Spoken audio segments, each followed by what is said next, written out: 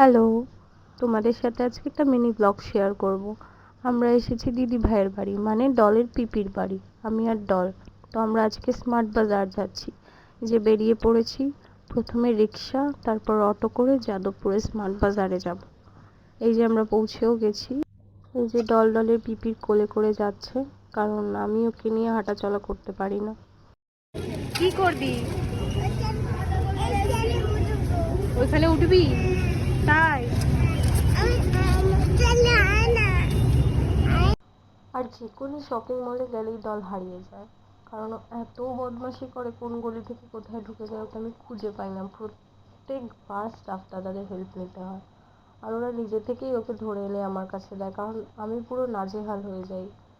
আর ওকে ছেড়ে রাখা মানে যেখানে যত সাইজের জামা কাপড় পাবে মোটামুটি সব কিছু হাতে নিয়ে নেওয়ার চেষ্টা করবে। তারপরে এই যে বাধ্য হয়ে ওকে ট্রলির মধ্যে ভরে দিয়েছি, তাও যত দূর পেরেছে, যেখানে যা পছন্দ হয়েছে সব নিয়েছে। ও পিপি ওকে একটা অ্যাভোকাডো কিনে দিয়েছে, নেক্সট দিন এটা দিয়ে ওকে টোস্ট করে দেবো। কী কী কিনেছি সেগুলো সব পরে দেখাচ্ছি। তারপরে এই যে বাড়ি ফেরার পথে দল এত দুষ্টামি করে একদম ক্লান্ত হয়ে পড়েছে। তাছাড়াও কলকাতার রাস্তায় ওকে আমি ছেড়ে রাখি না, কারণ ও প্রচণ্ড দৌড়াদৌড়ি করে, কোথায় কখন পড়ে যাবে। তারপর বাড়ি ফিরলাম, এই যে এগরোল নেই, আর এই যে হ্যাংলা ব্রুনো তাকিয়েই আছে।